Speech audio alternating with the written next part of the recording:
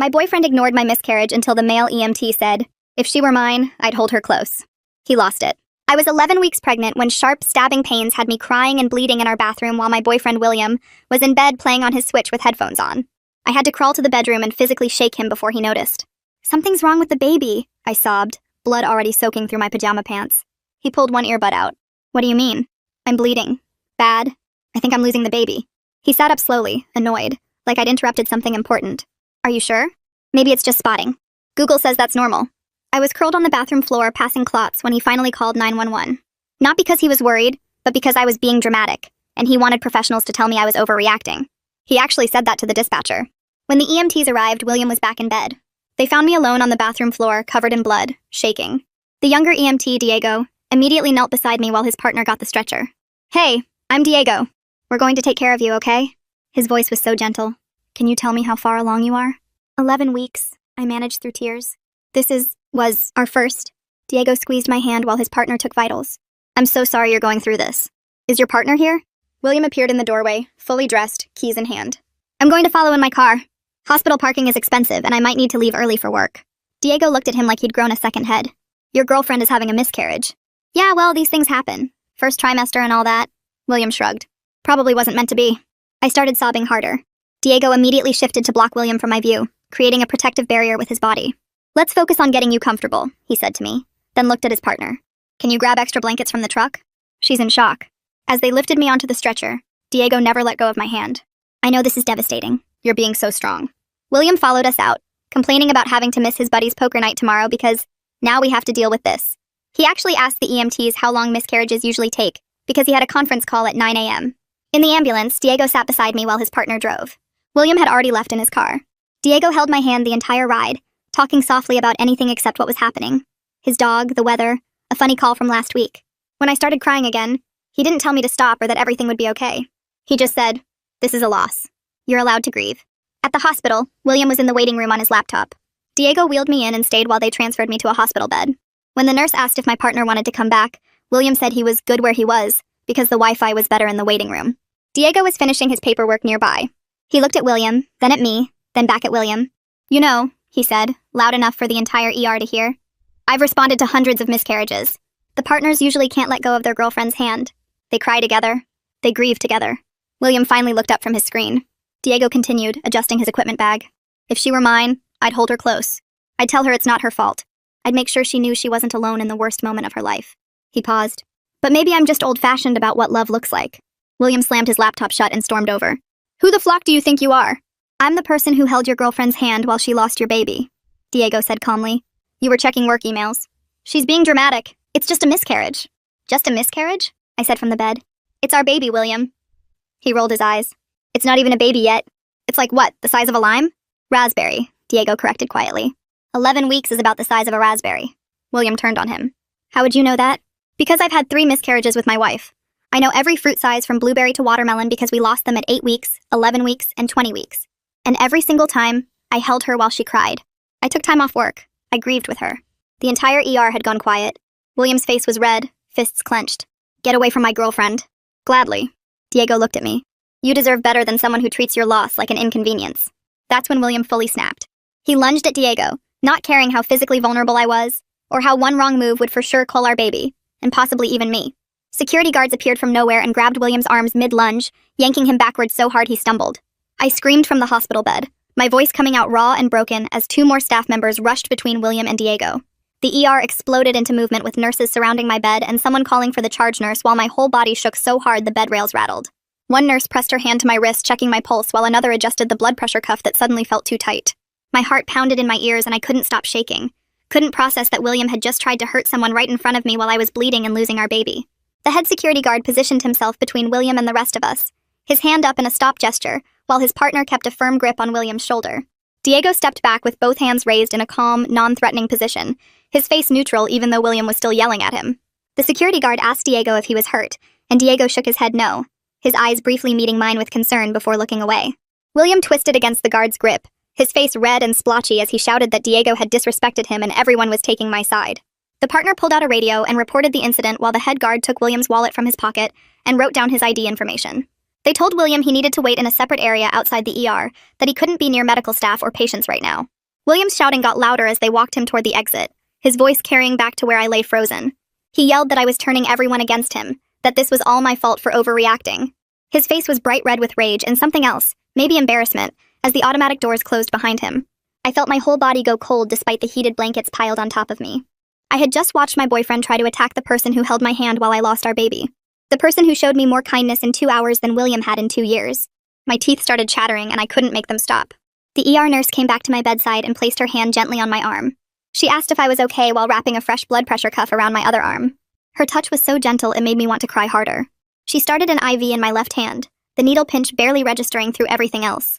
She hung a bag of fluids and gave me something through the IV line for the pain, explaining they needed to do an ultrasound to see what was happening with the pregnancy. The medication made my head feel fuzzy but didn't touch the ache in my chest. She asked quietly who I wanted in the room with me during the exam. The question hung in the air between us. I realized with sudden sharp clarity that I didn't want William anywhere near me. Not now, maybe not ever. I told her I'd rather be alone and she nodded like this made perfect sense given what she'd just witnessed. She squeezed my hand and said she'd be right here the whole time. The ER doctor came in a few minutes later with a kind expression but serious eyes. She sat on the rolling stool beside my bed and explained that based on my symptoms and the amount of bleeding, I was likely having a miscarriage. Her voice was gentle, but she didn't sugarcoat anything. She outlined the next steps in simple terms I could understand through the fog. Ultrasound to confirm what was happening. Discussion of my options afterward. Blood work to check my hormone levels and something about my RH status that I didn't fully process.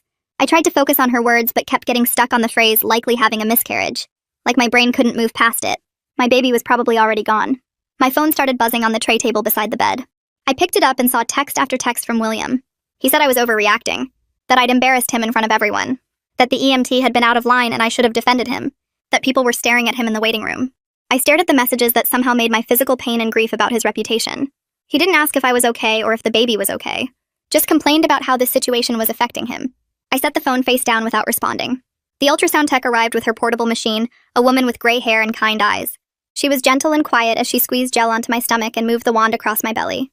I watched her face while she looked at the screen. I saw it before she said anything. The way her expression shifted. Professional but sad. The doctor leaned in to look at the monitor and I heard her quiet sigh. The tech said softly that she was sorry, but there was no heartbeat. The doctor confirmed the pregnancy was not viable. I felt like I was falling through the bed into nothing. The room tilted and sounds got muffled like I was underwater. Someone was crying and it took me a second to realize it was me. The tech cleaned the gel off my stomach with warm towels while I stared at the ceiling tiles and tried to breathe. A different doctor arrived maybe 20 minutes later, introducing herself as Dr. Steele from OB/GYN. She pulled up a chair and sat at eye level with me instead of standing over the bed. She explained my 3 options in clear, straightforward language. I could wait for the miscarriage to happen naturally, which might take days or weeks. I could take medication to speed up the process, which would cause cramping and heavy bleeding at home. Or I could schedule a D&C procedure where they would remove the tissue surgically while I was under anesthesia. She explained each choice thoroughly, the risks and benefits of each approach. She mentioned they needed to check my blood type because of something called RH factor that could affect future pregnancies. She described what aftercare would look like for each option. I tried to focus through the fog of grief that made everything feel distant and unreal. Dr. Steele didn't rush me or make me feel like I needed to decide right away. I thought about going home and waiting, not knowing when it would happen, dealing with the physical pain on top of everything else.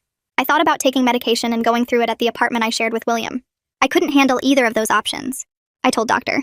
Steele I wanted the D&C, that I wanted it scheduled as soon as possible. Tomorrow morning if they could do it. She squeezed my hand and said that was a completely valid choice. She said they would make sure I was comfortable and supported through the procedure. She would do the surgery herself and she'd take good care of me. A nurse came back to check my blood pressure and asked if I needed anything for pain. I told her the cramping was getting worse, and she added something to my IV that made everything feel softer around the edges. Diego was still at the nurse's station filling out forms on a clipboard, and when I looked over, our eyes met for just a second. He gave me this small nod that somehow said he understood everything without needing words. Then he picked up his equipment bag and headed toward the exit with his partner. He didn't come back to the bed or try to talk to me again, just acknowledged what happened and left, and I felt grateful he knew not to make it weird or complicated. 2 security guards in navy uniforms came to my bedside about 10 minutes later with a tablet and started asking questions about what happened with William. They typed everything into their incident report while the charge nurse stood nearby with her arms crossed. When they finished, the nurse sat on the edge of my bed and said a police officer could come take my statement if I wanted to document what William did. I felt this pull in 2 directions, wanting to protect myself but also not wanting to make everything bigger and messier.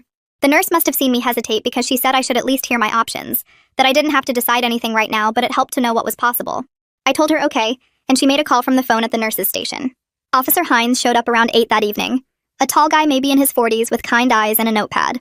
He pulled a chair right up next to my hospital bed instead of standing over me, and he asked me to describe what happened in my own words. I told him about William lunging at Diego, about security grabbing him, about all the texts calling me dramatic. Hines wrote everything down and nodded while I talked, never making me feel stupid or like I was overreacting. He explained that William's behavior toward medical staff was taken seriously, that attacking healthcare workers was a crime, and he gave me a pamphlet about protective orders if I needed one later. He said I didn't have to do anything tonight, but I should keep the information because sometimes these situations got worse before they got better. My phone started buzzing on the tray table after Hines left. I picked it up and saw text after text from William. He said I was being dramatic for getting him in trouble. He said I embarrassed him in front of everyone by making that EMT think he was a bad boyfriend. He said the security guards treated him like a criminal when he was just defending his relationship.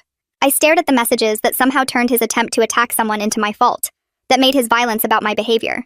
He didn't ask if I was okay or if the baby was okay or what the doctor said, just complained about how this situation made him look bad.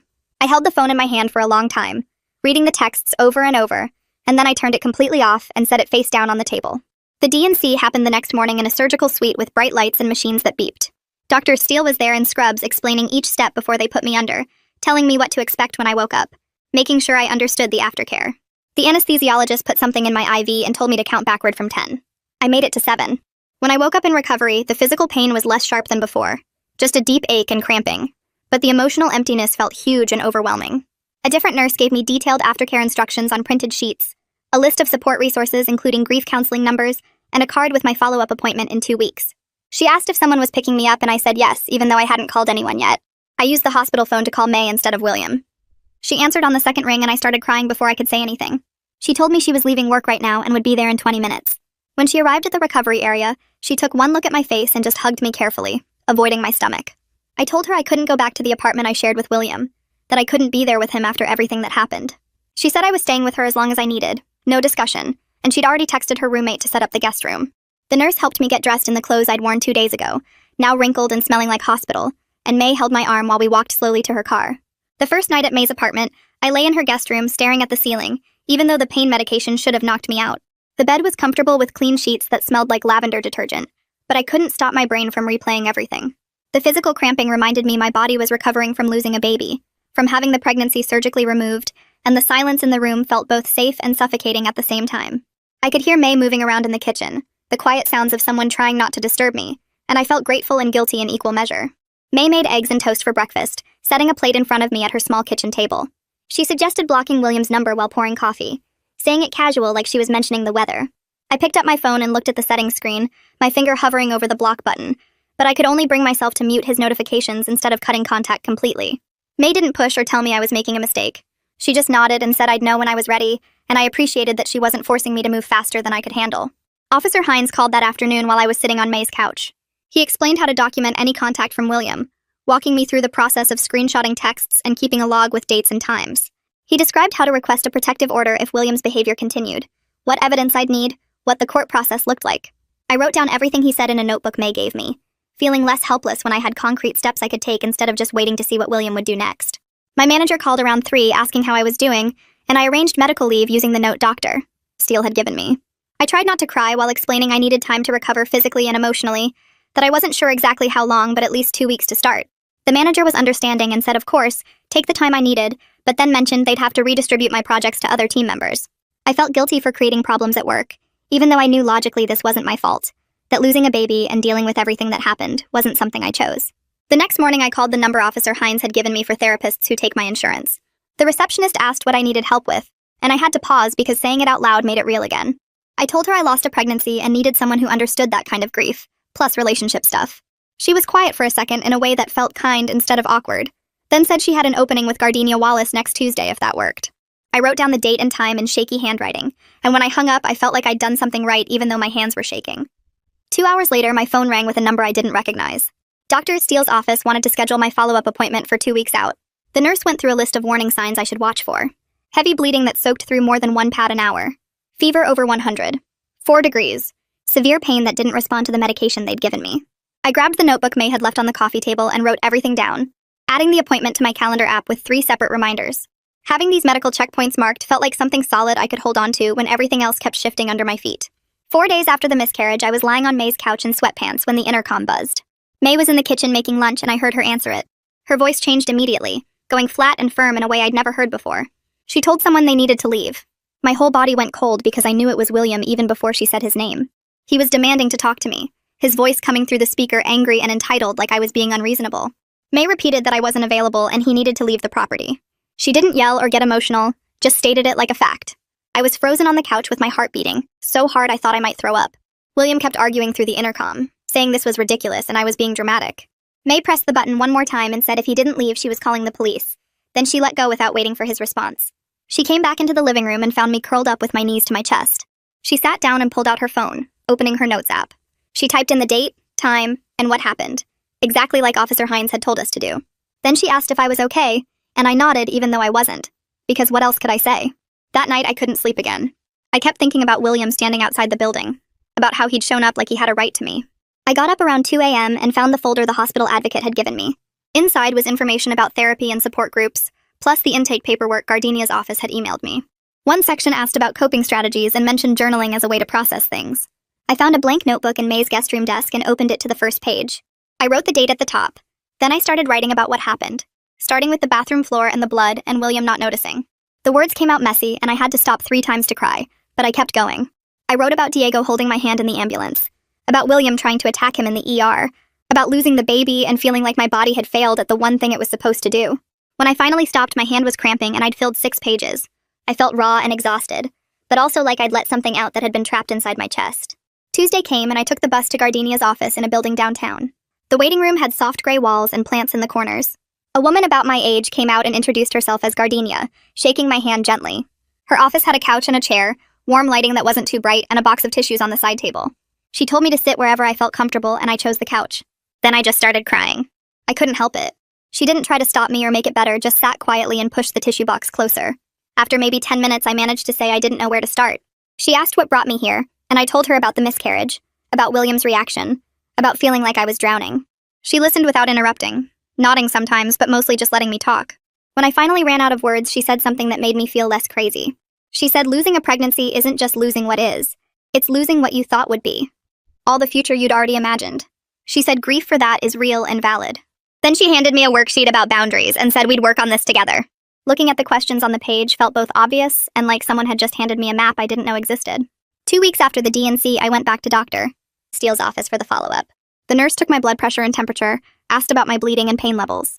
Dr. Steele came in and did a quick exam, checking that everything was healing right. She said my physical recovery was going well, that my body was doing what it needed to do. Then she asked how I was doing emotionally and if I had support. I told her about staying with May and starting therapy. She asked if I was feeling guilty about the miscarriage, and I nodded because that feeling sat in my stomach all the time. Dr. Steele looked right at me and said firmly that nothing I did caused this. Not stress, not exercise, not anything. She said first trimester miscarriages usually happen because of chromosomal issues, problems that started at conception. We talked about fertility and whether I'd want to try again someday. She didn't push or make promises, just explained what the medical reality looked like. When I asked if my body would be able to carry a pregnancy in the future, she said probably yes, but there were no guarantees. I appreciated that she didn't try to make me feel better with fake reassurance. The next evening, May came into the living room where I was folding laundry and held out her phone. She'd screenshot a group chat with some of our mutual friends. William had written a long message about how the pregnancy wasn't a big deal since it was so early. He said I was being dramatic about what happened at the hospital. He claimed Diego had provoked him, and he'd just been defending himself. Reading his words made something shift in my chest, something that had been soft going hard. He was rewriting what happened, making himself the victim, erasing our baby like it had never mattered. I scrolled through the rest of the messages. A few people had pushed back gently, but most had just moved on to other topics. I handed the phone back to May and she asked if I was okay. I said I was done making excuses for him. I meant it. The next morning I called the police non-emergency line. I explained I needed to get my things from the apartment I'd shared with my ex, but I had a safety concern. The operator took my information and said someone would call me back. 3 hours later my phone rang and it was Officer Hines. He remembered me from the ER and asked how I was doing. I told him I needed to get my documents and clothes from the apartment, but I was scared to face William alone. He said they could arrange a standby, where officers would be present while I collected my belongings. We set it up for the following Tuesday afternoon. He asked if I had somewhere to store everything, and I said yes. May had space. Hanging up, I felt my hands shaking, but also felt like I was taking control of something instead of just letting things happen to me. That afternoon, my manager called. She said she'd approved extending my medical leave another 2 weeks. I felt relief flood through me because I wasn't ready to go back yet. Then she mentioned they were concerned about some project deadlines, that my absence was creating problems for the team. I apologized and she said it was fine, these things happen, but I could hear the stress in her voice. After we hung up, I sat there feeling guilty for needing time to recover, Guilty for making work harder for other people. Guilty for everything. I knew logically that losing a baby and dealing with William wasn't something I chose. But knowing something logically and feeling it are different things. A few days later, I was making coffee in May's kitchen when she brought in the mail. She handed me an envelope forwarded from the hospital with my name on it. Inside was a card with a simple design, signed by the EMT department. It said they were thinking of me during this difficult time. I stared at it for a long moment. These people had seen me at my absolute worst, covered in blood and losing my baby. They didn't have to send anything. They'd already done their job. But they'd taken time to acknowledge what happened, to say they cared. I started crying, but it felt different from the other crying I'd been doing. This wasn't grief or anger. It was something else. Something about strangers being kinder than the person who was supposed to love me. That night, I sat at May's kitchen table with a blank page from a notebook and a pen that kept shaking in my hand. I started writing to the baby I'd lost, telling them about the nursery I'd imagined with soft yellow walls and the mobile with little stars I'd seen online. I wrote about how I'd planned to read to them every night and take them to the park on Sundays and teach them to bake cookies when they got older. I wrote that I was sorry I couldn't protect them, that my body had failed them, that they deserved better than what happened. The words poured out for 3 pages until my hand cramped and tears blurred the ink. I folded the letter carefully and tucked it into my journal where no one would see it. Getting those thoughts out of my head and onto paper felt like setting down something heavy I'd been carrying since the hospital. The next morning, the hospital advocate called to schedule a meeting about safety planning. Her office was in the same building as the ER, but in a quieter wing with plants and soft chairs. She introduced herself and pulled out a folder with information about protective orders. She explained the process step by step, how to file the paperwork, what evidence would help, what the hearing would look like. She asked me to think through different scenarios where William might try to contact me and helped me plan responses for each one. She talked about changing my routines, varying my routes to work, being aware of my surroundings. Her tone was practical without being scary, treating this like a problem we could solve together with the right tools. She gave me a folder thick with resources and phone numbers and walked me through each document. When I left her office, I felt less helpless because I had concrete steps I could take. That night, I woke up gasping in May's guest room at 3 a.m. In the nightmare, William had reached Diego, and it was my fault because I'd caused the confrontation by being dramatic. I sat up shaking and disoriented, not sure where I was for a few seconds. May knocked softly and asked if I was okay. I told her about the nightmare, and she made me tea and sat with me until my breathing slowed. In my next therapy session with Gardenia, I mentioned the nightmares. She taught me grounding techniques, having me name 5 things I could see, 4 I could touch, 3 I could hear. She explained that trauma doesn't follow a logical timeline, that my brain was processing what happened in the only way it knew how. She gave me tips for sleep hygiene and suggested keeping a small light on at night. The validation that my nightmares were normal helped somehow. Over the next few days, my phone kept buzzing with messages from mutual friends. William had posted vague things on social media about betrayal and false accusations. People were asking me what happened, if I was okay, if the stuff William was saying was true. I responded to 2 people with brief messages saying I wasn't discussing this and asking them to respect my privacy. Then I deactivated all my accounts because the attention felt like too much when I was trying to focus on healing. Logging out felt like closing a door on noise I didn't need. The court date for the protective order hearing arrived faster than I expected. I'd spent the week before preparing paperwork with Officer Hines' help over the phone. We outlined the hospital incident, William showing up at May's building, the emails he'd sent. Hines walked me through what to expect in the courtroom, who would be there, what questions the judge might ask. He reminded me I had documentation and witnesses. I was still nervous about facing William in court, but having Hines explain the process made it feel less scary. May took the morning off work to come with me. We sat in the courthouse hallway on a hard bench waiting for my case to be called. She told me a story about her cat knocking over a plant at 2 a.m. and the mess she'd woken up to. I laughed for the first time in days. Her presence steadied me when I started feeling shaky. I realized how important it was to have someone who just showed up without needing thanks or explanation. When we stood up to go inside, William was suddenly there in the hallway. He walked toward me with sad eyes and his hands out like he wanted to hug me. He started to say he was sorry and could we please talk.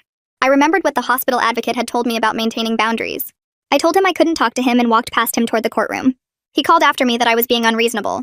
I had to fight the familiar urge to turn around and comfort him and explain myself. Inside the courtroom, the judge reviewed the hospital security report and the medical notes from Dr. Steele and my written statement. She asked me a few questions about the incidents and whether I felt unsafe. I answered as clearly as I could. William tried to interrupt twice, and the judge told him to wait his turn. After reviewing everything, she granted a 6-month protective order. William's face went bright red as the judge explained the terms, what he couldn't do, the consequences if he violated it. I felt both relief that I was protected and a weird letdown that this huge moment was over in 15 minutes. Outside the courthouse, my hands wouldn't stop shaking even though I'd gotten what I came for. May guided me to a bench in the sun where I could breathe. She didn't tell me it was over or that everything was fine. She just sat beside me while my nervous system caught up to the fact that I was safe. 3 days later, the police standby happened. 2 officers met me at the apartment William and I had shared. They waited by the door while I packed essentials into boxes and trash bags. I moved through the rooms quickly, grabbing clothes and documents and the few things that were just mine. In the bathroom, I opened the drawer to get my toothbrush and found a receipt for the prenatal vitamins I'd bought 2 months ago. I sat down on the bathroom floor and cried for 5 minutes while the officers waited patiently. Then I wiped my face, finished packing, and walked out the door without looking back at the apartment where I'd thought I was building a life. Breaking the lease took 3 visits to the landlord's office and a check for $800 that made my stomach hurt to write. I sat across from the property manager while she printed out the release forms and explained the early termination fee in detail, like I hadn't already read the lease a dozen times. My hand shook when I signed my name on the line, removing me from the paperwork. The manager stamped the documents and handed me a copy, and I walked out knowing I'd just paid nearly a month's rent to never see William again. Back at May's apartment, I spread out my bank statements on her kitchen table and stared at the numbers until they blurred. May came home from work and found me there, pulled up a chair and opened a budgeting app on her phone. She walked me through setting up categories for rent, food, medical bills, and eventually my own place. I watched the numbers organize into something manageable and felt proud of myself for choosing safety, even though it cost me money I didn't really have. Therapy with Gardenia the following week focused on patterns I'd been avoiding seeing. She asked me to describe a typical argument with William, and I started explaining how I'd always tried to stay calm so he wouldn't get more upset. Gardenia stopped me there and asked how often I'd minimized my own feelings to manage his emotions. I opened my mouth to defend myself and realized I'd been doing exactly that for years. She didn't make me feel stupid for staying or blame me for not seeing it sooner. She just helped me understand the pattern so I could recognize it and make different choices going forward. I left that session feeling like someone had turned on a light in a room I'd been stumbling through in the dark. The OB clinic lobby was busy when I arrived for my regular follow-up 2 weeks later. I checked in at the desk and found a seat near the window, flipping through a magazine without really reading it. Diego walked in carrying a to-go coffee cup and stopped short when he saw me. We both hesitated for a second before I stood up and crossed the small space between us. I thanked him for the kindness the EMT showed me that night, keeping it general and not making it weird. He smiled and said they were just doing their job, then mentioned his wife had an appointment here too, which explained why he was in the building. The way he said it felt natural rather than pointed, and I appreciated that he wasn't trying to be my hero or my friend. We talked for maybe 2 minutes before his wife came out of the restroom and he excused himself. I sat back down feeling okay about the encounter, like we'd acknowledged what happened without making it into something bigger than it needed to be. May helped me load the baby items into her car the next Saturday morning. I'd only bought a few things before the miscarriage, a pack of onesies and a stuffed elephant and some books I'd been excited about reading someday. We drove them to a pregnancy support organization downtown and carried the bag inside together. The volunteer at the desk thanked us and asked if we wanted a receipt for taxes, and I said no, because I didn't want documentation of this loss sitting in a file somewhere. Back at May's apartment, we lit a candle on her coffee table and sat on the couch watching it flicker. It was a small ritual that acknowledged what I'd lost without trying to make it mean something bigger than it was. May didn't say anything profound or try to find a silver lining. She just sat with me while the candle burned down, and I felt grateful she understood I needed to mark this without drama. My first day back at work was a Monday morning 3 weeks after the miscarriage. My manager had created a ramp-up plan starting with easier projects to rebuild my confidence. I sat at my desk opening emails and reviewing spreadsheets while my coworkers welcomed me back with careful smiles. The project I started was straightforward data entry that didn't require much creative thinking. Around 2 in the afternoon, I felt tears building and had to lock myself in the bathroom for 5 minutes. I splashed cold water on my face and went back to my desk. At 4 o'clock, I nearly cried again when a coworker asked how I was doing in that careful tone people use when they know something bad happened. I made it through the whole day and felt a tiny bit of normalcy returning to my routine. The email from William arrived Wednesday morning from an address I didn't recognize. He asked if we could talk and complained that the protective order was making his life difficult. My hands started shaking as I read it, but I remembered the safety plan Officer Hines had helped me create. I took a screenshot of the email without responding, opened a new message to Hines, and forwarded everything with a brief note about the violation. My heart raced while I clicked send, but I also felt proud that I'd followed the plan instead of engaging with William's manipulation. HR called me in for a meeting the next day to update my emergency contacts and discuss building security. I removed William's name from every form and added May instead. The HR representative explained they were adjusting my building access badge and that security would get William's photo so they could prevent him from entering the workplace. We walked down to the security desk together where I pulled up a photo of William on my phone. The guard made a copy and added it to their system. These practical measures made me feel slightly safer, even though I hated needing them in the first place. Gardenia noted progress in our next therapy session. She pointed out that my hypervigilance was decreasing based on what I described about sleeping better and not jumping at every sound. We talked about moving to appointments every other week instead of weekly. The progress felt fragile but real, and I was learning to trust that healing didn't have to be linear to be happening. She gave me homework about identifying my needs versus others' expectations, and I left feeling like I was building something sustainable rather than just surviving. My final OB follow-up with Dr. Steele happened on a Thursday afternoon. She did an exam and reviewed my lab results, then told me everything looked good, and there were no complications from the miscarriage. She cleared me medically while acknowledging that the emotional recovery would take longer than the physical healing. She asked if I had support for the grief piece, and when I mentioned therapy with Gardenia, she nodded and said that was exactly what she wanted to hear. She wished me well as I left, and I felt a chapter closing, even though I knew the story wasn't over. May's lease renewal notice came in the mail the following week. We were sitting on her couch when she opened it and mentioned she needed to decide about staying another year. I offered to increase my contribution to rent, signaling that I was planning to stay longer term rather than finding my own place right away. She accepted without making a big deal about it, and we joked about being roommates like we were in college again. Underneath the humor was the serious reality that she'd given me stability when I needed it most, and I was grateful to have a place where I felt safe while I figured out the rest of my life. Officer Hines called the following week while I was at May's apartment folding laundry. He explained that the prosecutor had reviewed William's case but decided not to file additional charges beyond the protective order violation warning. I felt my chest tighten with frustration as he talked, disappointed that William faced such limited consequences for everything he'd done. Hines walked me through the legal reality of what they could actually prove in court, explaining that emotional abuse and being a terrible partner weren't crimes, even though the hospital incident was documented. I appreciated his honesty instead of making false promises about justice, and I thanked him for following up personally when he didn't have to. He reminded me the protective order was still in place, and to keep documenting any violations, then wished me well before hanging up. I sat there staring at my phone for a few minutes, processing the anger and disappointment before going back to the laundry. The pregnancy loss support group met Thursday evenings at a community center across town. I drove there the next week, walking into a room with folding chairs arranged in a circle and 8 other women already seated. The facilitator introduced herself and explained the format where we'd go around sharing our stories and feelings. I listened to the first few women talk about their losses, noticing how the structure felt too formal and the sharing too prescribed for what I needed right now. When my turn came, I gave a brief version of my miscarriage without mentioning William or the ER drama, and the facilitator asked probing questions about my support system that felt invasive. After the meeting ended, I drove home knowing I wouldn't return. Individual therapy with Gardenia was working better for me, and I didn't feel guilty about that choice because I was learning that different people heal differently. I texted May that I'd tried the group, but it wasn't my thing, and she responded with a thumbs up and no pressure. I spent Saturday morning at May's kitchen table drafting a thank you note to Diego for his compassion during the worst night of my life. I wrote and rewrote it several times, trying to express gratitude without being weird or crossing boundaries. The final version was simple, thanking him for his kindness and professional care, acknowledging how much his compassion meant during a traumatic experience. I addressed it to the hospital's general feedback system, rather than trying to contact him directly, finding their online form and submitting it through proper channels. It felt important to express gratitude while respecting the boundaries he'd maintained throughout everything. I hoped he would see the feedback and know his kindness mattered, even if I never heard back. Clicking submit gave me a small sense of closure, like I'd honored something important without making it complicated. My work required CPR certification renewal, so I signed up for a public class at the community center 2 weeks later. I walked into the training room and immediately recognized Diego at the front setting up practice dummies. My stomach flipped, but I took a seat in the back row, hoping to avoid awkward interaction. During the morning break, he approached me with a friendly smile and asked how I was doing. I told him I was managing, that I had good support and was in therapy. He nodded and said he was glad to hear it, then mentioned his wife was pregnant again, which made me genuinely happy for him. I congratulated him and asked when they were due, and we chatted briefly about his excitement mixed with normal pregnancy anxiety. The conversation felt grounded in mutual respect, rather than anything complicated or charged. When the break ended, we returned to our spots, and I felt okay about the encounter, like we'd acknowledged our connection without making it into something it wasn't.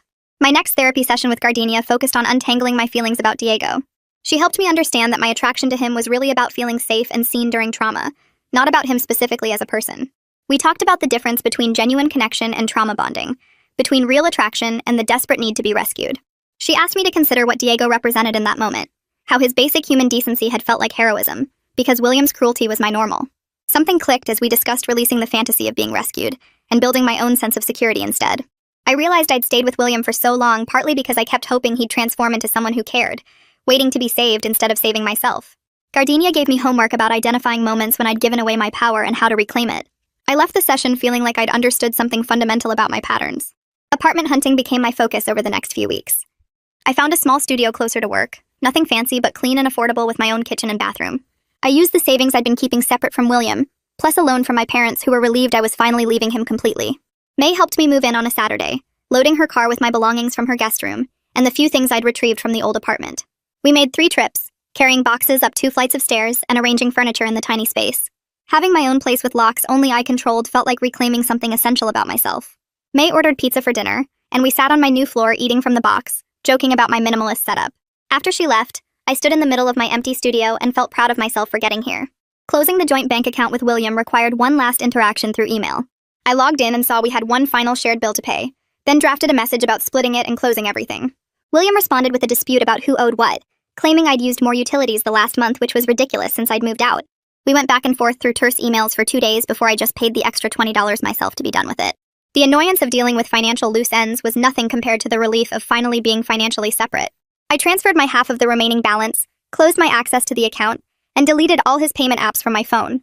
Seeing those apps disappear from my screen felt like erasing another connection between us. I reactivated my social media accounts after 2 months of being offline, but I set much tighter privacy settings and made a clear policy about not discussing the miscarriage or breakup publicly. A few people immediately messaged asking what happened with William and if I was okay. I declined to answer the intrusive questions with a simple response that I was handling things privately. Some people pushed harder, wanting details or offering unsolicited advice, and I was surprised by how okay I was with disappointing their curiosity. I unfollowed anyone who made me feel obligated to explain myself and kept my feed limited to close friends and family. Being back online felt manageable now that I'd learned to protect my boundaries even in digital spaces.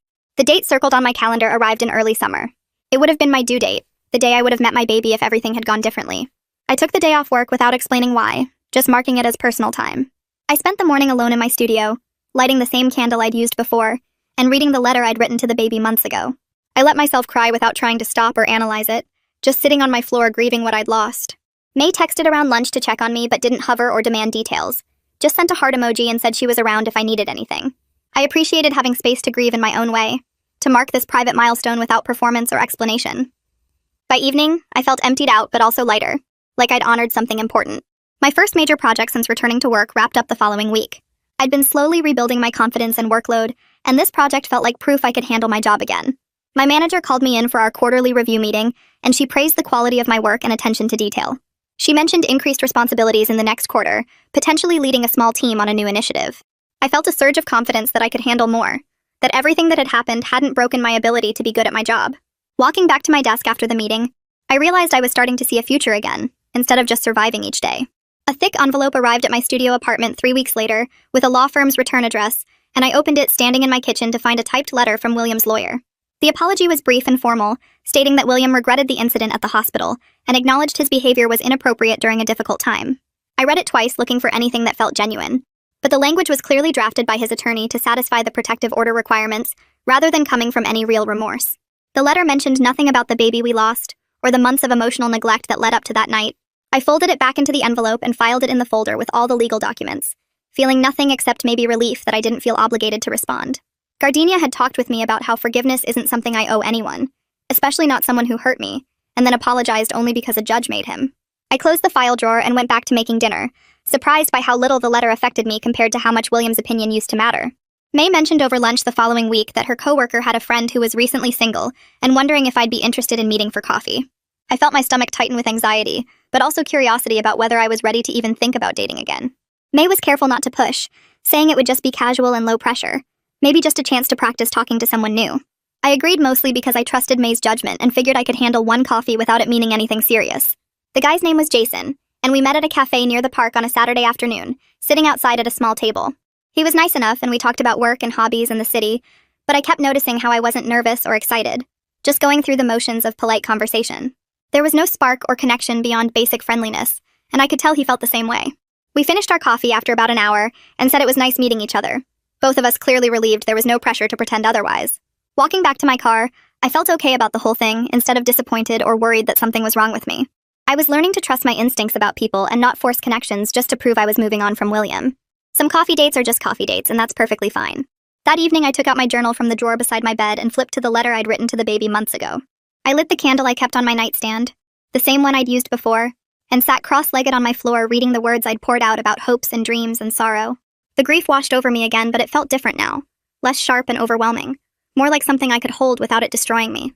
I let myself cry without trying to stop or analyze why or tell myself I should be over it by now.